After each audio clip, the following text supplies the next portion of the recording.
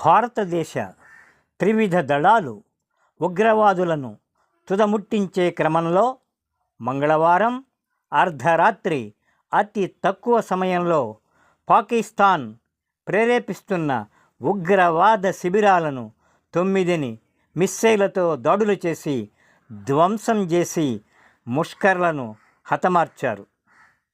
ఇటీవల పహల్గామ్లో విహారయాత్రకు వచ్చిన 26 మందిని ఉగ్రవాదులు వారి భార్యలను ఎదుట భర్తలను చంపి ఎంతో పవిత్రంగా భావించే నుదుటి కుంకుమను చెరిపిన దుర్మార్గులను హతమార్చే క్రమంలో దుష్ట శిక్షణ కొరకు సింధూరం తుడిచిన ఆ దుర్మార్గులను అదే పేరుతో మెరుపు దాడులు నిర్వహించి ముష్కరులకు వారిని వెనక నుండి నడిపిస్తున్న శత్రుదేశం పాకిస్తాన్కు గట్టి హెచ్చరిక చేయడం భారతదేశానికి గర్వకారణంగా భావించవచ్చు.